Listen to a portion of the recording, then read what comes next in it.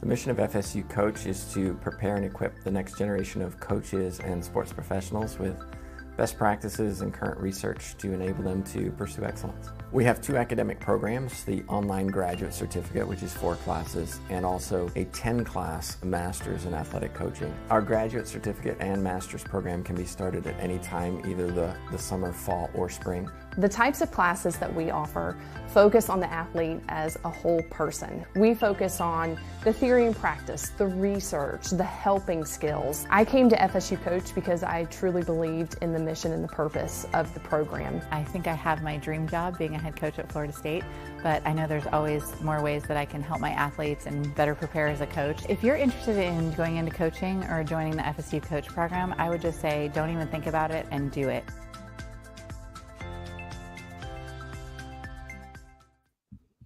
Well, hello everybody. Welcome to another edition of FSU Coach Live. My name's Tim Baghurst, and joining me for this session is Tessa Taylor. She is a cross-country coach, a track and field coach, somebody who's doing it all. Tessa, if you wouldn't mind, give us a little bit of background of how you got into this role. So my coaching journey actually started many years ago. I ran at Furman University in Greenville, South Carolina, and I was an art major in college. When I graduated, I had a summer job working at a camp as an art director and no plans after that. So about halfway through the summer, the assistant coach at Furman called me and said, "Tessa, I've taken a job somewhere else. I think you'd be good for this. Are you interested in coaching?" And I thought, "Oh, sure. I don't know what I'm doing and I need a job." So that's how I started coaching. So I was an assistant coach at Furman for 2 years, and track and field, cross country at the collegiate level is year round. I mean, you're doing summer training, recruiting, cross country, indoor track, outdoor track. And it wasn't really conducive to family life for me at that time. So I ended up taking a break from coaching for a couple of years, but always thought in the back of my mind that I wanted to get back into it. So fast forward to 2021, my family moved to Frostproof, Florida. And at that point, all my kids were older and in school, and I knew that I was going to have time to do coaching again if the opportunity arose. At the time, there was a coach already at the local school, but then a couple months later, I got a call from the athletic director saying, "Hey, Tessa, the cross-country coach has retired, and we know you like to run. Why don't you apply for the job?" So that's how I got back into coaching. So I feel like in some ways, I don't get a lot of credit for it, that it was providential that my paths led this way, but so here I am. Yeah, it's interesting to hear different stories and how people got into coaching, but a lot of times it almost falls into your lap from having been an athlete. And it sounds like that was the case for you. What did you do once you became an assistant coach at Furman to almost solidify your legitimacy as an assistant coach? Because otherwise, as your athletic director said, "Oh, you were an athlete. You must be a good coach, or you must be able to coach. Go for it." So really, when I was at Furman, I didn't do anything to to credit myself as a coach. It was just the head coach and me at the time. It was a fairly small program that was over both the men's and women's program. So I got to time workouts. I didn't actually ride any of them, and I got to drive a lot of 15-passenger vans. So looking back, there are things that I could have done. I could have pursued different sort of coaching certifications through USA Track and Field, but none of that was really on my radar, and it wasn't something I talked with the head coach about. So I really did not have any qualifications to be coaching at the time. Just my experience as an athlete. And now looking back on that, you recognize maybe that's not a great thing, but we see it a lot, right? It's pretty common. How do we, I may be asking a big question here, but how do we change that? How do we get Tessa, who was a college athlete, who's now an assistant coach, where it becomes an expectation? Hey, we're hiring you. As part of that, you're expected to now get trained in this. Yeah, I think part of it is it needs to come from probably the athletic department and from the head coaches to encourage that for their assistant coaches. And I think coaching education has there's more opportunities now maybe than there were back then. Like I could have gotten certified through USA Track and Field, but I actually didn't even know that was an option. I just assumed coaches were coaches because of experience, not because of any sort of formal education. So I was naive about it. I didn't know. And it could also be that a lot of coaches, like head coaches and maybe administration 20 years ago, didn't know about all the opportunities as well. But I think it starts with having the support from the top saying like, hey, we want you to grow and learn as a coach. And we think this is important. So we're going to give you the time to do it, because coaching takes up a lot of time. So many young assistant coaches probably think like, I don't have time to go take a class. So you need support from your coaches and administration to have the time and resources, because a lot of assistant coaches aren't making a lot of money to be able to pay to take a class. Yeah, that's well said. Have you seen that? Have you seen that change now that you're in the school system, or is this something that maybe is systemic to coaching? Oh, I think it's systemic to coaching. I think the reason that it's different, a little bit different now in the school system, is there are certain requirements that you have to meet to be a coach. But for example, I'm not a teacher in the school system. So for me to become a coach in Florida, I first had to get a 3-year emergency certification, which meant they did a background check and did all that sort of stuff. But there were no coaching like classes. Then after 3 years, just this past summer, I took the 5-year certificate, which actually involved taking classes that have to do with coach education. One of them was first aid and coaching, one was sports specific, and the other one was an overview of like philosophy of coaching. But I coached for 3 years without those. And so other than going out on my own and getting my education through the FSU coach program, I only had to pretty much have a background check and get trained in CPR, first aid, that kind of stuff. So there was no coaching specific training that I had to go through to be a coach in Florida. Yeah. If by the way you're watching, you have a question for Tessa, just put it in your chat box, comment section, wherever you're watching from. We'll try to get it to her. I'm not going to go down the route of let's discuss coach education in Florida, because that is something that I'm very passionate about. I know you are too, but it's a long discussion, and Yes. and I don't want to go there today. What I do want to look at a little bit is you decided to do our program. You have a master's now in coaching. Why did you do that? Because as you admitted, you don't need it. You could certainly go and get some lesser certifications, some more affordable certifications. Why do a master's in coaching? What was the motivation?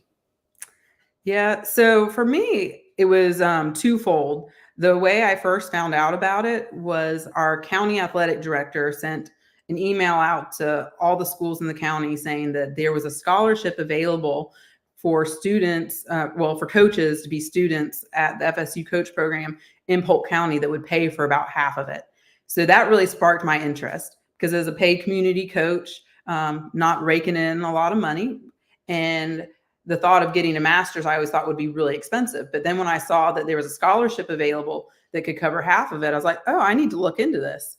So that was what first got me interested in the FSU coach program specifically. But my first year coaching, I realized that I knew a lot about running.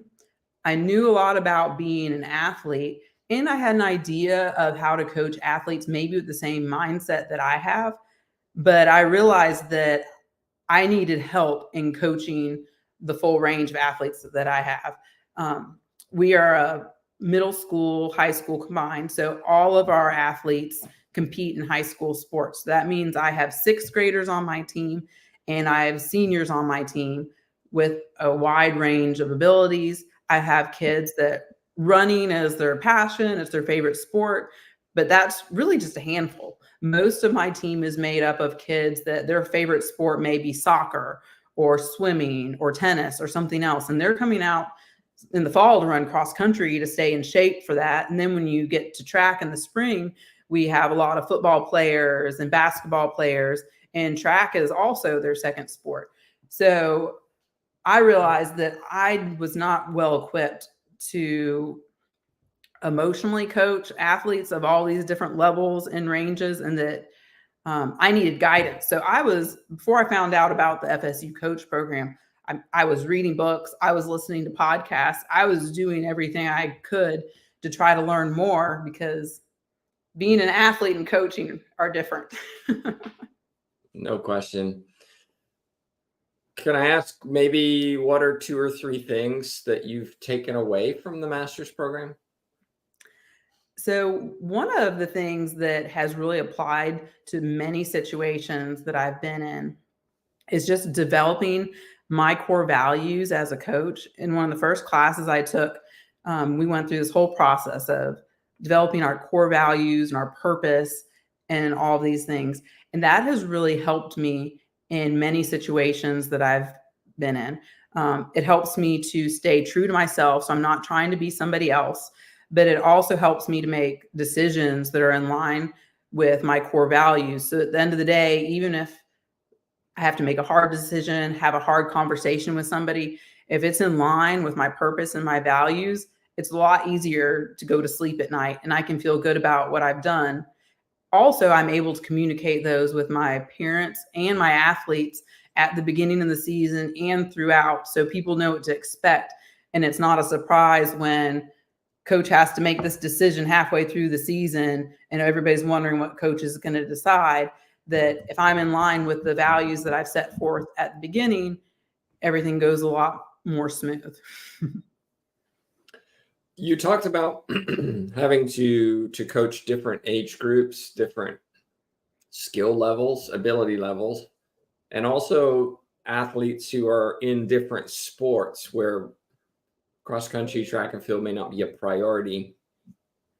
How do you particularly work with other coaches where you may have a basketball player, you may have a football player who that's their primary sport, but they're coming to you for a secondary sport, but you need them in the state championship or you need them in regionals. How do you navigate or juggle working with those coaches? Because I imagine most coaches would probably say, well, my sport is more important than your sport. Yeah. I need this athlete more than you do. How do you handle that when you're trying to be successful? Yeah, it's a challenge. And I'm still working on it. I don't have all the answers, but I feel like each year I learn from mistakes from the year before, to try to get a little bit better at it. I will say the first year that I was kind of surprised by it. So I didn't do any planning. It was more like when something would come up, I'd be like, oh, you have a volleyball game. Okay, like let's try to figure this out. So the first year I was not prepared at all because our school's fairly small. So it's very common for athletes to be playing multiple sports. So then what I started doing was like, okay, I need to find out who the coach is and talk to the coach ahead of time and try to plan like, okay, we both have practices at the same time. On these days, let's have them come to cross country first. On these days, let's have them go to volleyball or football first. So trying to set that up with the coaches has been helpful. Some coaches are more willing to do that than others. And when coaches are willing to like have that conversation, it is helpful. Some coaches prefer to leave it up to the athlete and say like, we don't need to have a plan. Let the athlete choose where they want to go. But the problem with that is then the athlete feels like both the cross country coach and the coach of sport X expect me to be at practice. So then the athlete feels torn, like they're doing the wrong thing no matter what they do. Like, well, if I go to cross country, then the coach for the other sport's upset. If I go to this, the cross country coach is upset. So I found it's better if I can get a coach to work with me and even planning like a practice schedule so that the athlete knows where they're supposed to be and what they're supposed to be doing and doesn't add extra stress. Sounds like a lot of work for you. Yes. Yeah, it is. And I do have another part-time job that I do from home. I've been working for Outreach North America since 2008, and it's a nonprofit ministry group that helps start new churches. All this is to say that job is only 10 hours a week. My husband also works full-time, so I do have the flexibility to spend more time on coaching than probably even the traditional school teacher does, because they're in the classroom all day and then they're coaching all afternoon and then often competitions on the weekend. I usually have some time during the day that I can devote to emailing, organizing, and doing this kind of thing that most high school coaches do not have. Coaching in schools is often, I think it's fair to say, poorly paid. And Yeah. I'm guessing you don't do this for the fat check that comes each month for your efforts. No. What is your why? Why do you do this? You don't have to. You could probably go get a Walmart job that pays better. What is your motivation for doing this? Yeah. So I honestly feel like I'm called to do this right now. My family moved to Frostproof. My husband's a local pastor in town. Back during June of 2020, in the middle of COVID, we came from the upstate of South Carolina. Our family, we are mountain people. We didn't live in the mountains, but we were an hour away. If we wanted to go hiking, go to the mountains, like that's where our heart was. But back in 2020, this church in Frostproof started calling my husband and wanted him to apply to be their pastor. And we were both sort of like, well, it's in Florida. It's in the middle of Florida. It's hot. It's flat. We like mountains. So at first we kind of ignored them, but they kept calling. And then finally, I actually looked at my husband. I said, Garrison, I said, why don't we at least go down and visit? So that way we gave them a fair chance and we could tell them no in person. So we came down to Florida and visited, and really both of us really felt like a burden for this community, and not like a burden, like a heavy burden, but just like felt drawn here. And at the end of the day, we're like, why can't we go to Florida? Like, it's because we like mountains and because it's hot didn't seem like a good enough reason, when everything else seemed lining up with our gifts that this would be a good place for us. So that's how we ended up in Frostproof. And I didn't start coaching for a year later. So I didn't even know that part of us coming here was going to end up being me coaching. But even before I took the job, I found myself like going out and watching the local cross country races and feeling drawn to the cross country team even before I knew anyone. And so when it ended up working out, I really felt like it was my calling to serve in this way. So that's the spiritual side of things. But also my why for coaching is just wanting to help develop these young kids. I tell them at the beginning of the season that my goals for them is I want them to learn to enjoy running. I want them to experience self-improvement, and I want them to be healthy. And I think that's something that every one of my athletes can do, whether they're the first person on the team or the slowest person on the team. So it's really about developing kids. And so that's a lot of my why. I coach both boys and girls, but I've also read a lot and also seen firsthand how when girls get into middle school, they drop out of sports at a rate a lot faster than boys.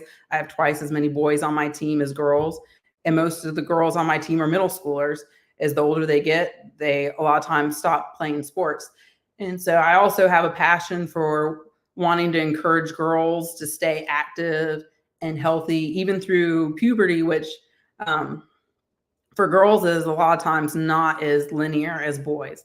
When boys hit puberty, they get the testosterone, and especially in running, they just usually get stronger and faster. For girls, it's a lot more up and down. And if they can ride that out, usually they come out stronger on the other end, but a lot of girls quit before then. So those are a lot of the things I have going on inside as my internal motivation in coaching these kids, and not for the paycheck. One of the things you didn't mention is winning, and you can't tell me that you're not competitive.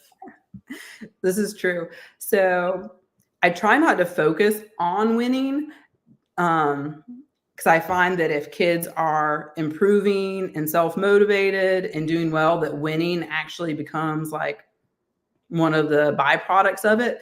But I try not to make that our focus. So my first year coaching, we made it to the region cross country meet. but we did not make it to state. The second year, our boys team made it to state, and then they made it last year as well. This year, we still don't know. And that's a really exciting thing. We really celebrate making it to state and winning, but it's not the main focus.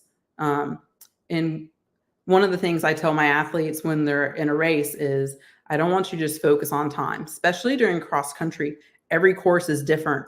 It's a little bit different than track. During track, I mean, all tracks are the same. They're same oval, but cross country, some courses are hilly, some are hard, some are flat, and you can't always compare times. So I try to encourage them, like, yeah, pace and time is important, but what I want you guys to focus on when you're out there on the course is actually passing people. And when you pass people, then you'll end up getting a fast time because you're competing. So we have these kind of conversations. And one of the kids on the team said, "Oh, coach, I finally get it. If I actually focus on passing people instead of looking at my watch the whole time, I run faster." I was like, yes. So we do care about winning, but it's more about the journey to get there. And another thing about both track and cross country is most of these races that we compete in have multiple schools. So it's not like we're just going head to head against Avon Park in the town next door. I mean, we could be at a big invitational meet where we're competing against 20 to 30 schools, and to actually win the whole thing is very rare. My first year coaching, I think our record was 0 to something, because you only get a win if you beat every single school in the meet. And I was thinking, well, we beat 5 schools in this meet and we beat 2 schools in this meet, but none of that actually counts for your record. So I don't want my athletes to be defeated by seeing a record like that. I want them to see the little goals that they can accomplish on the way to achieving great things, whether it's making it to the state cross country meet or running their best time. I mean, I had one athlete who ran a whole race this past Saturday without walking for the first time. So, I mean, got a wide range of abilities, and I try to celebrate and encourage all the little wins. Yeah, I can see the title of your biography, The Losing Coach, right? Thanks. Yeah, well, it's what I mean by that is it's got to be frustrating knowing that you're seeing improvement, and yet you're still judged by a record that is almost impossible to achieve. Yeah. And so if an athletic director comes in and looks at Tessa Taylor's record, wow, they didn't win anything last year. Yeah. But the truth is, as you're alluding to, you're showing improvement. You are beating other teams, but nobody cares about that, because all we look at are the data in the chart that shows that you haven't won any meets. That's got to be frustrating. Yeah. Well, and I think maybe because my livelihood is not tied up in this job, this also helps me maybe be more free than if I was a head college coach and my family was depending on it. But being at a small school, I'm not too worried about getting fired for having a losing record, especially in the sports that I coach. Maybe if I was a football coach, people would pay more attention to the record. But one of the things I also think about, especially in the sport of running, there are schools that in the state they win state every year. They have great teams, but I also look at what kind of training they're doing. And a lot of these high schools are training in the way that a college program would train, and that they're running high mileage and doing a lot of things that I honestly don't want my athletes doing yet. I like to leave room for them to grow. So whether they go on to running, if they go on to run in college, I can tell the college coach when I have the conversation, I was like, hey, this kid's running this time, which is pretty good, but they're doing this off of only running 25 to 30 miles a week. When they get in your program and they go to the next level, they still have a lot of room to grow.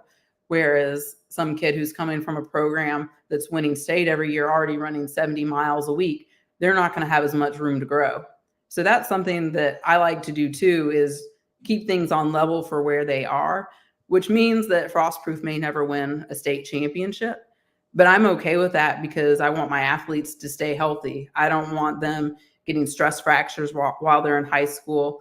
I don't want them having to worry about having energy deficiency and all the things that you really have to stay on top of when you start ramping up the training at the collegiate level. That's a really good point. Coaching has its challenges, and I'm curious what kind of challenges you've experienced, you've had to deal with in this environment of being a head coach, of working in a school system, of navigating other coaches, working with an AD. What things do others who may be interested in going into coaching or maybe already coaching need to understand? Hey, that's not just me. Other people are experiencing this too. I think one of the things that was actually the biggest surprise for me when I started coaching in the public school system was that I was going to have to be a fundraiser. That was something I wasn't anticipating.